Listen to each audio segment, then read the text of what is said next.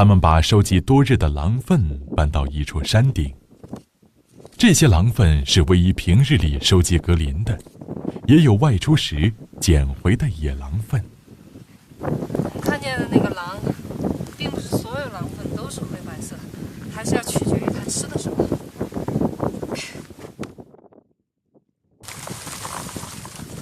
狼粪包含了很多信息，如狼的性别、健康状况、领地范围等。这些野狼粪的信息，格林已经了解过了。估计这儿有多少斤？20-30斤吧。哇，这好多都成粉末了。主要就是骨粉嘛。大量囤积的狼粪引起了我们的好奇心。给狼报信的狼粪是否也曾经给人类传递过信息呢？听说狼粪能烧出冲天的黑烟。身为狼的铲屎官，我很想见证狼烟。我们先试一下，直接点那个狼粪。狼烟一词在现代权威词典中被解释成用狼粪烧出来的烟，用以军事报警和传递战事战况。古人称狼粪烟直上，虽烈风吹之不斜，烽火用之。自古就有烽火戏诸侯和狼烟四起等成语典故。一股臭味。不错，这壳子都燃了。如果这一堆是牛粪的话，可能现在已经全着了。我下面还专门垫了几块石头，有空气。但是这个狼粪的那个灰哈，这骨灰一去，什么都毒死了，没空气燃不了。我捡些牛粪，又燃。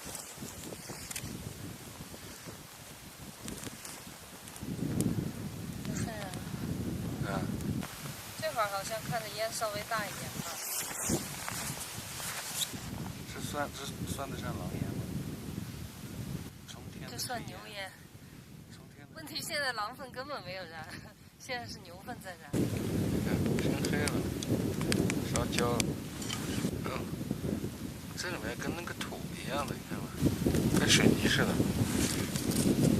但是它也很轻。非常轻，看。这其实等于是骨灰。差不多吧。我先拿那个牛粪散。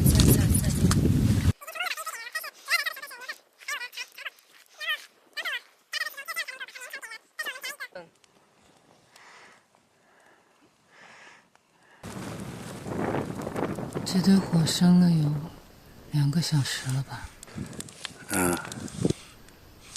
敌人打进紫禁城了吧？已经成功的把这一堆点燃了，但是主要燃烧的成分是牛粪，还有我的柴火。狼粪我夹杂在其中，只有这样才能够把它勉强点燃。但是我们夹一个火苗当中的狼粪，夹出来了以后连烟都不冒。离开火堆就不冒烟了。也就是说它一点可燃的成分都没有。然后我们看烈火之下的狼粪还是原来的状态，灰白的，清白的那种烟，而且很淡，你飘一会儿马上就散了。今天还只是微风啊，没有黑烟。白烟。白烟，那就是我们平时做饭的烟。继续烧。从下午一直烧到落日，他们也没有点燃这堆狼粪。那这个毛团都很难燃烧的。狼烟到底是真的狼粪烧出来的烟吗？还是古人的一大谬传呢？很淡。狼粪、狼烟，还不如路边烧烤的烟，这点烟连城管都招不来。铲屎，灭火。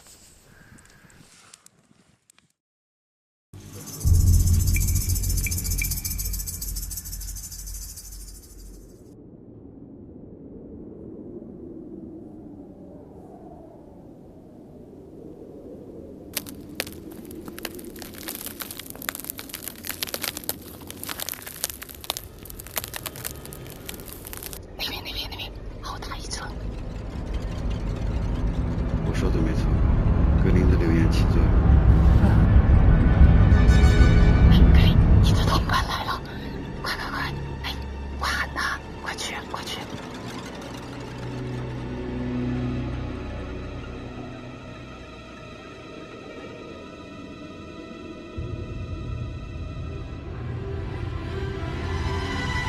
可能是上次追随野狼被咬的教训，格林这次有所犹豫，有所顾忌。哎，山上还有只。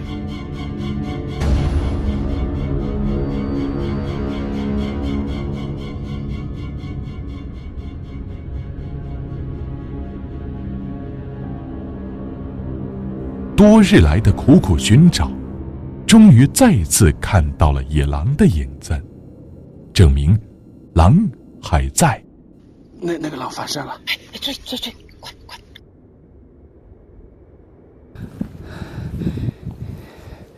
已经跑过山背后了，在那儿，你看到没有？看到没有？还那两只跑过去了，看见没有？已经过了那个黑疤了。看样子他们挺熟悉我们的，肯定观察我们很久了。他们在意的是格林，狼心也是肉长的。哎，三只了！哎呀，太好了！格林，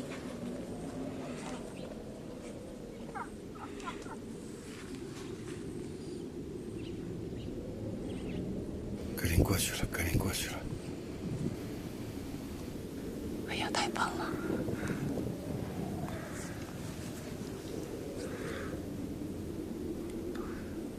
好大的狼！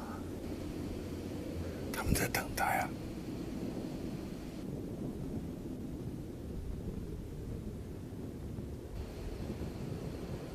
过去了，格林过去了。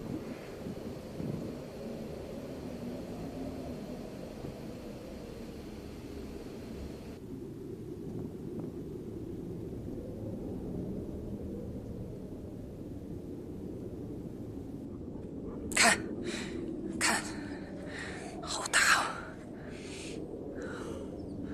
看见没？哎，在哪儿？右边。靠近了。这家伙不知道夹尾巴，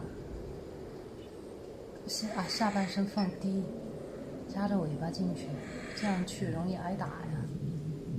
替他捏把汗。那个是不是狼王？狼王狼后在前面，看到没？还好，挺友好的。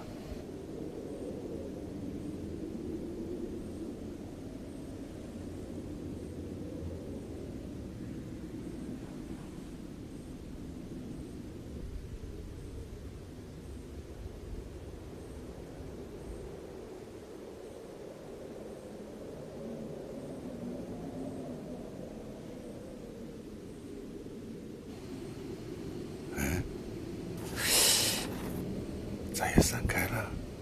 不管怎么说，这一次没挨打就是胜利了，就已经赢了。他又回来了。上山入伙有那么容易吗？再看看。都接触一下嘛，我觉得希望还是蛮大的。他回来了。我跟过去看看。你把对讲机声音关小点哈，老耳朵很尖的。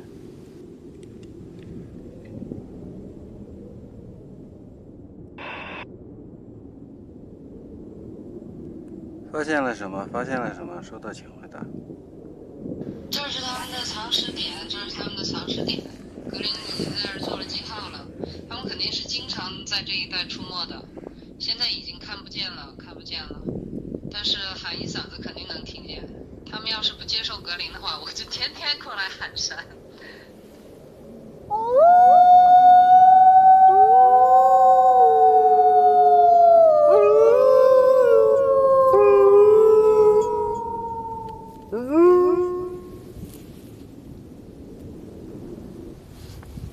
过来！我知道他终究会离开我，但格林这次回来，并不是因为狼群不接受他，他为什么还舍不得走？我对格林没有更多期待，就希望他勇敢、自由、有伴儿。你已经长大了，是吧？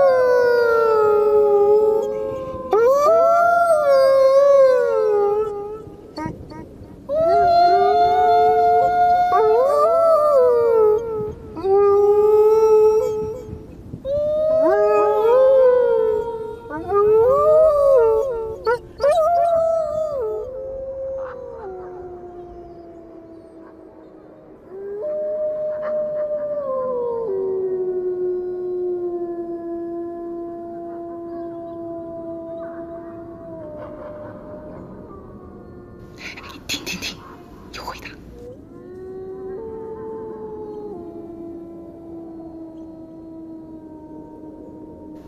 这下总算搭上话了。这算集结吗？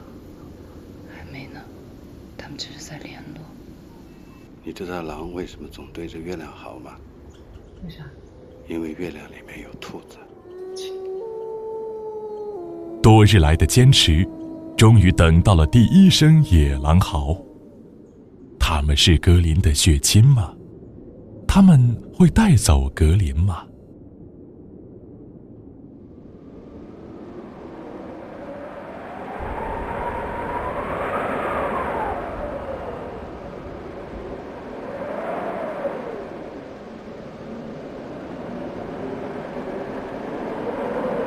分不清是白天还是黄昏。美丽的若尔盖笼罩在一片沙尘之中，风沙裹挟着雪粒在无遮无拦的草原上肆虐着。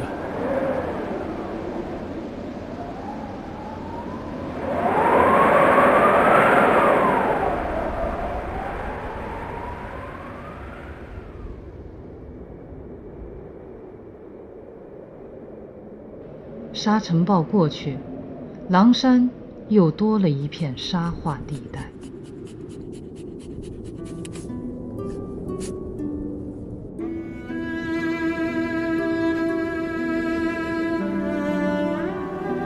若尔盖湿地大草原是中国2大母亲河最大的天然蓄水池，储存着长江、黄河1/3的水量。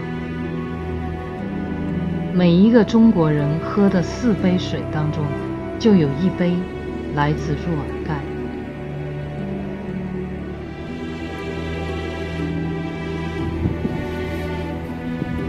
这全沙了。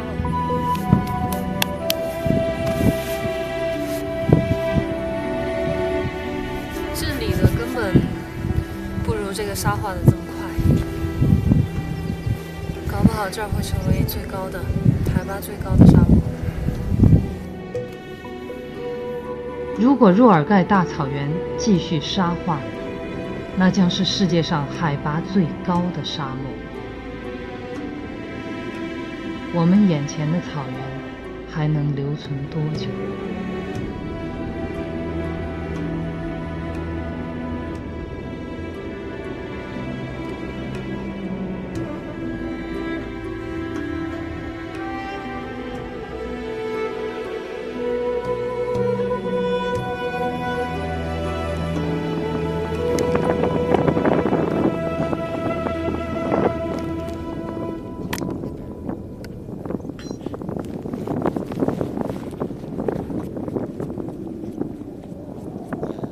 原本冷清的狼山地带突然热闹起来了，成群的牛羊占据了荒芜的狼渡滩。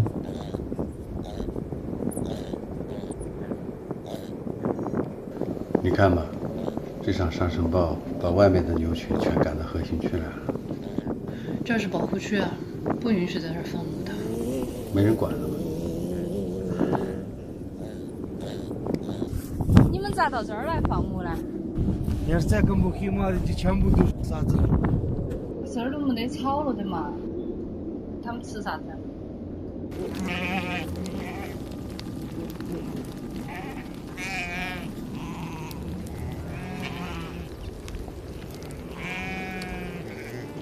在格林的眼里，在狼的地盘上的食草动物都可以成为他猎食的对象，但他哪里知道，这些牛羊都是人类的财产。尽管格林现在还没有猎食牛羊的能力，然而没过几天，就连续有牧民找上门来了。怎么了？我的羊跟2个打死了。啊？我的羊跟2个打死了。今天啊啊，2个多大的羊，3岁。 3岁的啊，3岁的大羊啊。啊，这不可能啊！他没往那边去啊。到目前为止，他还没有杀过羊，尤其是3岁大的羊，他根本杀不动。而且他一次性的杀2只，我觉得他恐怕没有这个能力。是狼多的很嘛，肯定我跑得不止了。经过再三的解释，事件算是平息了，但唯一和易峰感到了无形的压力。为了避免不必要的麻烦，唯一和易峰常常带着格林到远离牛羊的地方活动。格林好不容易跟狼群搭上话了，这些狼群又躲起来了。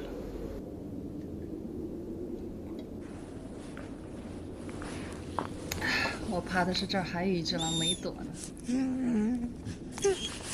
他们家的羊到底谁杀的呀？又不是咱们格林干的，那是谁干的？野狼啊！所以啊，我们只要盯着这群羊，没准哪天野狼就来了。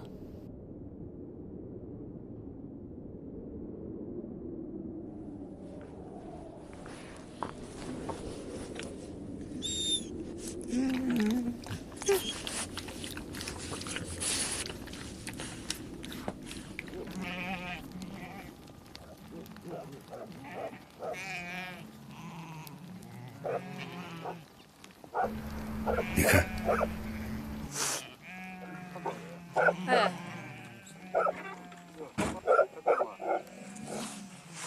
这狗到底是放羊的还是吃羊的？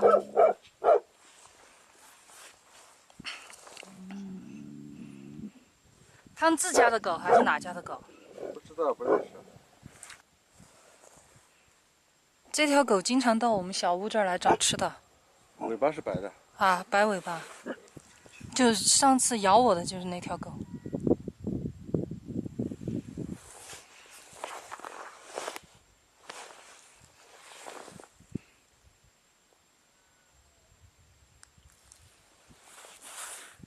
哎，他干嘛要去杀羊？而且杀的是头大羊哎。嗯。这只羊一直出来好像就掉队了，掉到里面。他杀羊没有狼那么厉害。说不定前几次他们的羊就是被这个狗杀的。有可能啊。就是这个狗，狗又不显眼哈。嗯。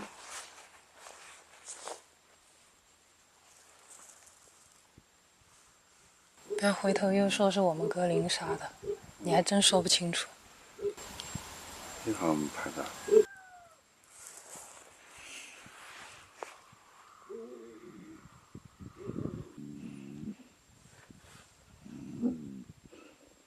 那狗还不怕，根本不跑。看来是他们自己的狗。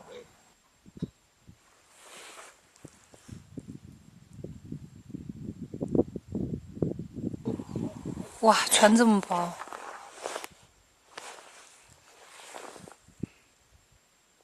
就他们自己的，你看，他跟着那个女主人了。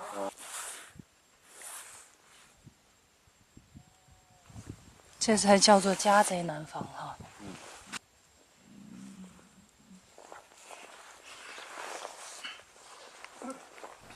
等等，他好像看到我们了。如果他找我们麻烦的话，我们就赶紧跑哈。格林，撤。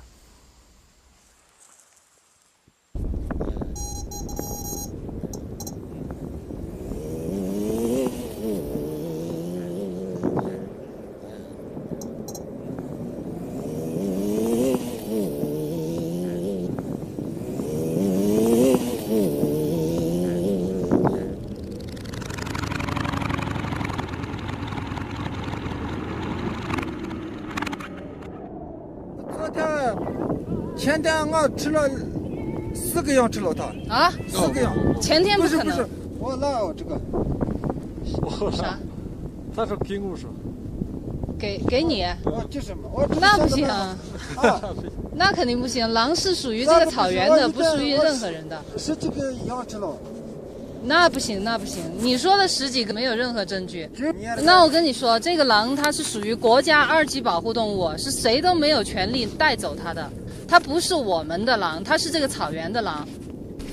一方不能让它接近，他想把狼带走。这个咋就赔你？不行不行，这个不行，这个可以马上叫公安来。狼是保护任何人都没有这个权利带走狼。不行，我们就打电话110。马上叫公安，他肯定是放狼，不会是让你逮狼。这羊我们赔你，赔你不要赔。他今天来居心就没对的，他就是想带走狼。这个抓住他，任何人都不能抓他。用这个大狗帮垃圾打。这个抓住他。快走，快走，快跑，快跑，傻瓜，快跑，跑，快跑，格林过来，快跑！你要知道，你不能对什么人都那么亲近，知道吗？以后你见到人就必须跑，随便什么人。跑！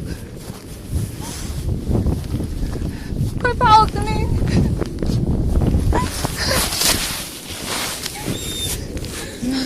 不要过来！快跑！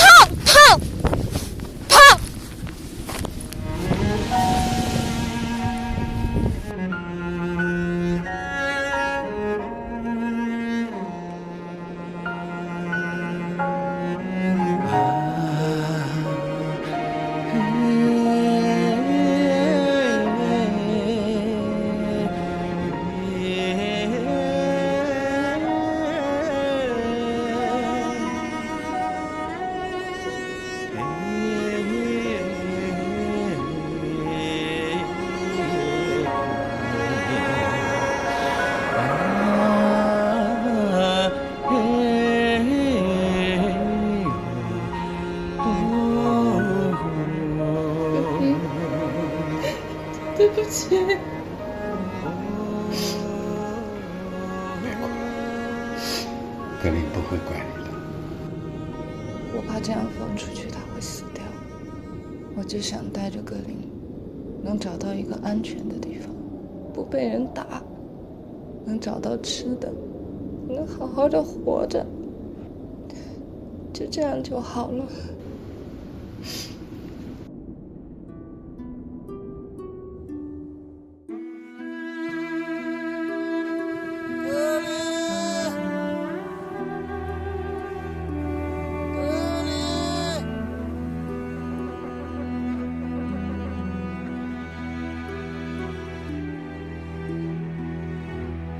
肯定没跑远。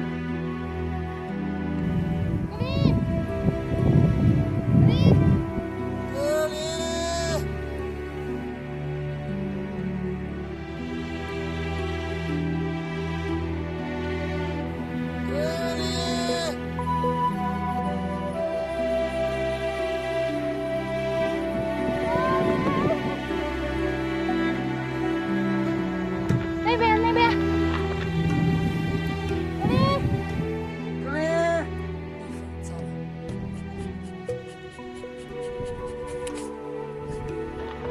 回来了，啊！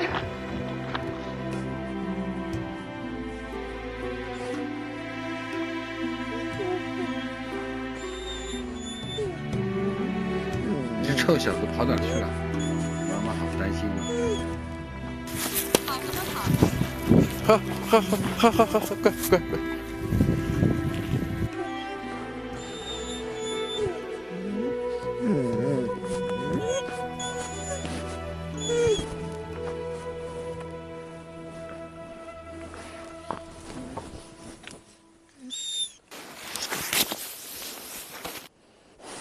另外，你要记住，以后妈妈叫你跑的时候，你必须马上跑，不要管妈妈，听见没？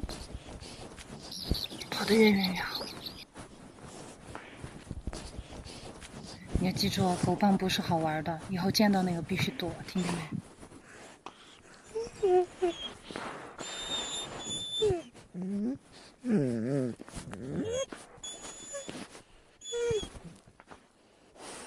要慢慢看看上到哪儿了。痛吗？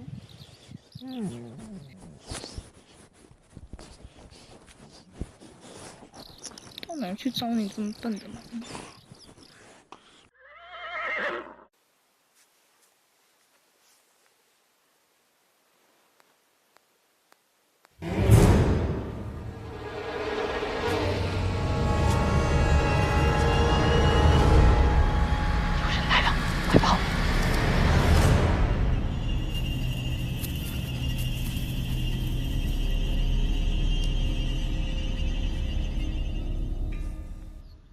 你们干什么？我们来看你们的小狼。你怕不怕狼啊？我爱狼，我喜欢狼。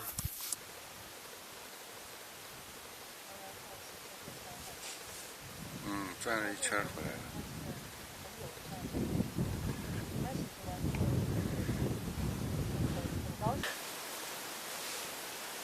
不怕不怕，你看都是朋友，格林都是朋友。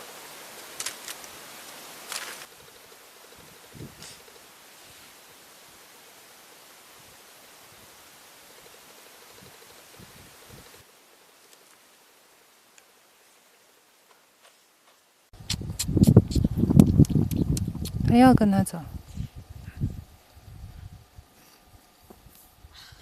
这是爱，这是狼，我爱狼，我喜欢狼。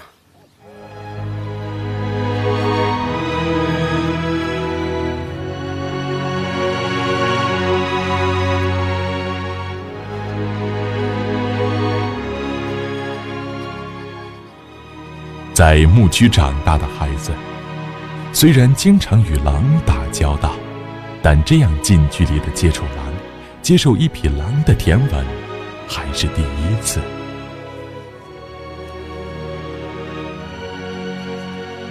人与狼原本可以和谐相处，但不知从何时起，狼成了人们诅咒和绞杀的恶魔。人们谈狼色变，以至于狼来了成了大人们吓唬孩子的口头语。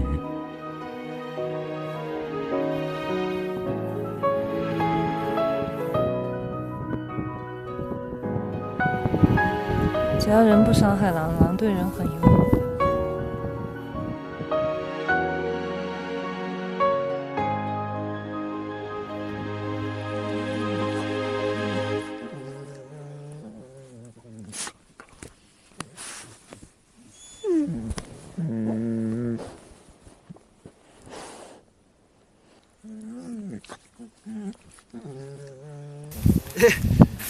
我去，找点菜刀吧。不过去，不过去，回来。才这个，带着结果给接的。有人要打他，昨天差点被人用大狗棒打死。那么可爱的小狼，为什么就得打死呢？我们也不知道该怎么办。应该到活物那儿去放生。只有放生了，没人就可以伤害它。就是活佛放生了，就没人敢打他了。对。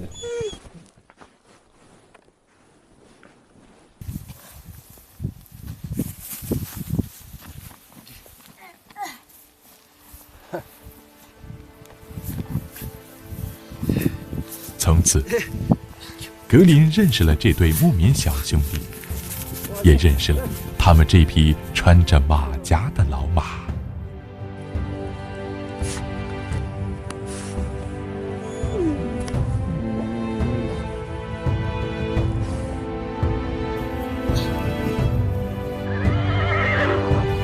你们去救救活佛吧，这就是最好的方式。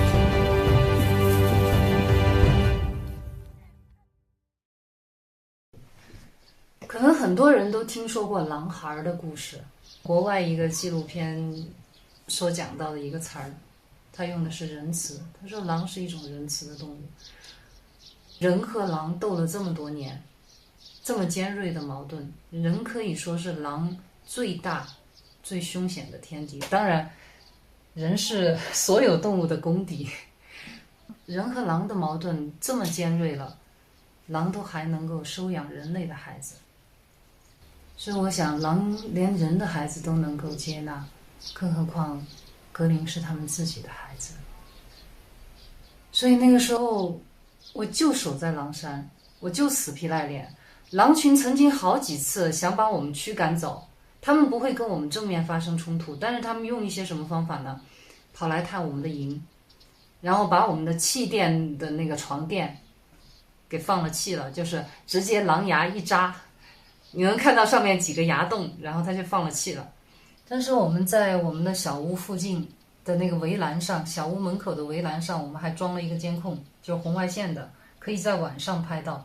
我们还指望能够拍到这个狼群来探我们的营，我们看到底是什么样的狼。然后呢，但是这些狼它能够成功的躲过。哦，你在这儿装着监控，你想拍到我，别做梦了，你想多了。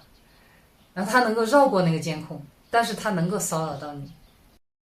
那些监控就只能拍到我们每次傻乎乎的跑到门口来看，到处看不到狼。就是当我们有一次安这个监控安在一个死羊的旁边，然后本以为狼可能会来吃，但是呢后来是狐狸来吃的。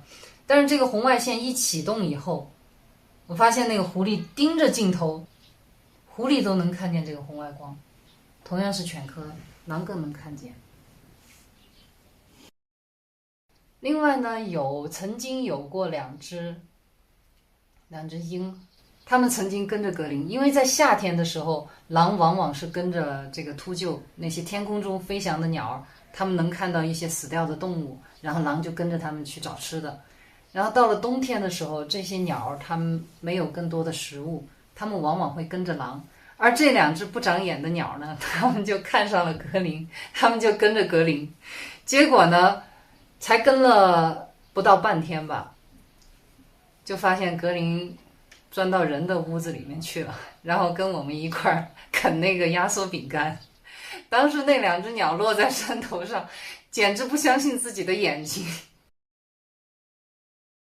能在草原上生存甚至长大的动物，它所依靠的不仅仅是敏捷，也不仅仅是身强力壮，最关键的是生存智慧。我们遇到过装瘸的狐狸，当它发现人们靠近它的窝的时候，它会挂起一条腿，一瘸一拐的，好像受伤了一样，然后把人们引远，然后呢再一溜烟的逃跑。所以能在草原上生活下来的这些动物啊，没一个是吃素的。比如说那个看家狗吧，在草原上的这种狗，它已经不能用聪明来形容了，应该说是诡计多端、狡猾。它把自家的羊给咬死，它就坚守自盗，它就去找主人报警，狼山上的狼下来了，然后把羊杀了，你看我把狼都吼走了。主人出来的时候呢，一看到死羊，被咬死的羊，狗也报了警，狼呢也抓不住，只有认倒霉。然后最后的时候，这些羊主人是不吃的，因为被狼咬死的嘛，然后主人就会把这些羊宰了分给这些狗，表彰他们驱狼有功嘛。经常有狗这么干。但是呢，这些羊也很狡猾的。我们曾经拍到的那一只羊，就是狗咬它的时候，它实在挣扎不过，逃不了，最后它只有我干脆躺下了，我只有死那儿了，这个狗才会放弃我，然后去跟主人报信。只有等人来了，不可能再给我补一口。看一看它到底是活的是死的，要是我过去它翻身就跑了的话，就把这段掐掉。哦，站起来了。这条狗这一次恐怕要失算了，也太不专业了。然后最后我翻过围栏去看，那个羊居然也是活的，它也是个戏精。羊也很狡猾的，在草原上生活的这些个个都是影帝。当你接触到每一种动物的时候，你才发现我们真的小看它们了。生存需要技能，但是求生需要计谋。下一集，让我们在这天地之间感受一匹狼的心，天地狼心。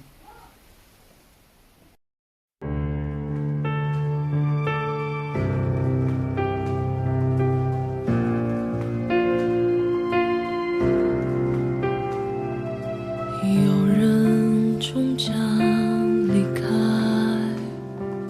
雪花终将覆盖，遇见的那刻也是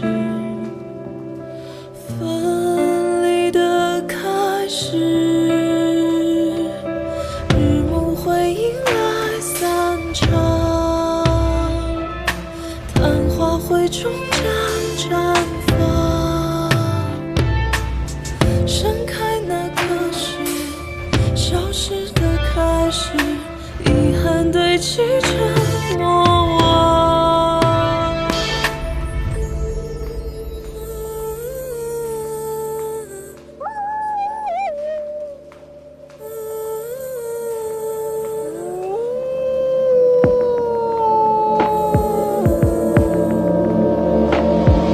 想念会有声音吗？呼喊换来再见吗？分离的那刻也是遇见的开始，日暮会迎来散场，昙花会终将绽放，消失那刻是重生的开始，重返最初的模样。